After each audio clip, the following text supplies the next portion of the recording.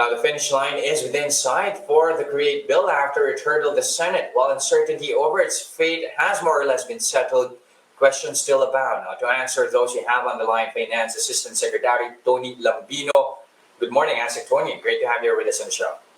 Good morning, Jess, and thanks for having me. Good morning, everyone. Okay, so one interesting thing about the version of the Senate on the Create bill here is that it actually expedites the reduction of corporate income taxes for to 20% for firms at least with less than 5 million peso net income annually. How much of a development is this? Yes, it's a very important development, Jess, and a welcome amendment from the Senate. And of course, we have to thank Senator Pia Cayetano, who very skillfully navigated the Senate amendments period. The 20% is down from the largest tax rate in the ASEAN region of 30%, which most businesses in the Philippines pay. That's more than 99% of businesses, which are micro, small, and medium enterprises. And so bringing down the tax rate from 30 all the way down to 20% for MSMEs will be a big relief to these businesses. So anywhere from hundreds of thousands to a few million pesos will be saved every year by these businesses. Would you think, though, that this could probably result to a sort of gameplay when it comes to businesses identifying themselves as MSMEs, or at least identifying their annual book? Well, there are two elements here, Jess. Now, first is that the net taxable income should not be above 5 million. And there's also the asset size. Now, the assets of the company should be 100 million or below, and that does not include land. That is the level that is set by the MSME law. So that's why we set it at that level for the 20% tax rate. That's a matter of tax administration. There are other documents that businesses submit that actually determine or will help the tax authorities determine that the right businesses are claiming the right tax rate. All right. So, in short, it's saying that there are enough safeguards to actually assure, that game playing would at least be avoided in this case. But, there are still a number of questions here, Asec Lambino, especially when it comes to the required approval of the Fiscal Incentives Board, or the FIRB, for particular projects, especially those above 1 billion pesos. There are questions, that this is just going to amount to another layer, a second layer at that, in the bureaucracy. Would not that hamper investor interest? Actually, Jess, there are two pieces to this legislation. The Create bill has the reduction in the corporate income tax rates for a large majority of businesses in the country. Again, as I mentioned, more than 99% of companies are paying the regular tax rate, the corporate income tax of 30%, now down to 20% for small businesses and 25% for everybody else. So again, that's a big stimulus for our businesses, especially because they can use that money to keep operations going, pay for their bills, retain workers, especially. The second half of this reform is on the fiscal incentive side, as you mentioned, which is the tax discounts and exemptions we give to highly desirable investments.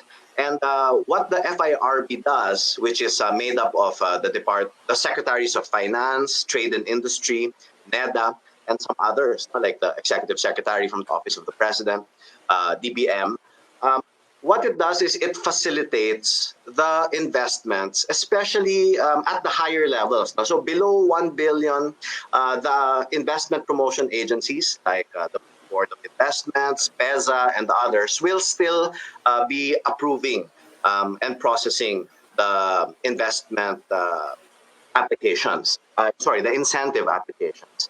But for 1 billion and above, that will go to the FIRB for proper vetting and facilitation. Let me just share some numbers because we were able to get the numbers from PEZA and from the Board of Investments, BOI. Actually, from 2017 to 2019, only 3 incentive applications out of 409, or less than 1% of PEZA investments exceeded 1 billion pesos. Less than a fourth of BOI investments exceeded 1 billion pesos based on BOI data from 2015 to 2019. So this is really a subset, no, a small percentage of the large number of applications that we receive. And these qualified investments at this level, now 1 billion and above, will likely entail a larger magnitude of tax incentives. So we need Okay. a stronger oversight, no, through the fiscal Mhm. incentives review board. But given this, given the needed approval from the FIRB, would you say that you expect this trend to actually continue around 2 to 3 yearly when it comes to investments that are worth more than a billion pesos? Well, we hope that the numbers will increase actually, because a lot of investors we talked to, both PTI, DOF, and other economic agencies, they told us that they were waiting for CREATE to be passed, no, to make the final investment decision. Mhm. So the floodgates hopefully will open. No? Of course, under pandemic conditions, Mhm. it's not as I guess as friendly in terms of the business environment as pre-pandemic conditions, but we're going to get back there, no? As we beat COVID-19, we will get back to pre-COVID levels. And now that we have create close to the finish line in Mhm. combination with other initiatives that DTI, BOI, and other investment promotion agencies are putting in place. Plus, Okay. by the way, under CREATE, very, very large investments, no, 50 billion pesos and above, can be given even better incentive packages, longer incentives, and larger tax discounts. So those are some of the key features in terms of investment promotions. We also just need to, I guess, evolve the way we do investment promotions. In the Mhm. past, what we had were menus, no, of the IPAs, but maybe we can do more in terms of marketing the country as an investment destination. And again, working with DTI and other agencies, that's how CREATE was crafted, no, in order to be able to do that. Okay, that leads me to my next question here, Asec Lambino. You did mention other economies are also in a downturn here. How then do you expect to further attract investors? I mean, much has been said about the country really wanting to attract locators exiting China, but have we really made progress on that end? Well, there are many reasons, no, for the diversification of the supply chains of these companies. Now, one is they don't want to be too concentrated in one place, and therefore have been looking around the region to find how um, to hedge, no, the risks of being too concentrated in one location. There are some natural advantages that other countries have. For instance, being right beside China or closer to China than we are.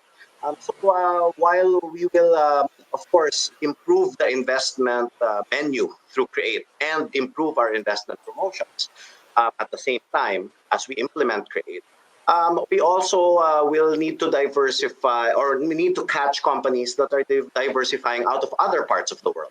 And we just signed the RCEP, Yes. the trade agreement that includes ASEAN countries plus, no, other countries are part of it. Mhm. So we need to leverage all of these things, and as we've consulted with our colleagues in the Department of Trade and Industry, this is the combination that they need to do investment promotions more powerfully for the country. Okay, at the same time, Asik Lambino, there are concerns though regarding the timing, saying it will only add undue uncertainty in the middle of a pandemic, not to mention undue revenue loss to the government, especially at the time when we need it the most. So, how do you respond to that?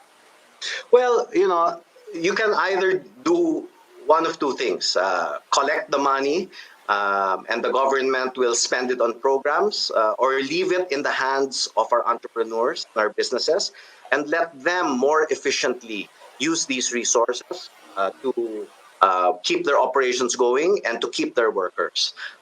The economic team is of one mind that the private sector can actually do that more efficiently. And it's cheaper to keep a job than to create one. So that's part of the whole impetus, no, for reducing the corporate income tax rate. There are, of course, various avenues that we have in order to bridge the deficit uh, And we're not alone in this. No? Many countries are experiencing this, if not most countries in the world. So we're bridging the deficit with borrowing, right? For the meantime, that's for the short term, short to medium term, perhaps. But we are benefiting also from a very strong fiscal position that we had before the pandemic hit us. No, our credit ratings are at all-time highs. Just last year, we were given the highest credit rating in our history by Standard and Poor's, not triple B plus, and the Japan Credit Rating Agency. In fact, during the pandemic, upgraded us to A minus. So because of that, we are able to access sources of finance. In other words, we're able to borrow money at low interest rates and long repayment periods. As long as we spend these resources on the right things, meaning the health system, improving education, and continuing our massive investments in infrastructure, which has the largest multiplier effects in the economy, then we are spending the resources wisely, and the benefits will redound to the people. All right. Thank you very much for your time, Asec Lambino. Again, uncertainty over the great bill already settled with the finish line within sight. Again, thank you very much, Finance Assistant Secretary Tony Lambino. Thanks, sir. Thank you, Jess. Good morning.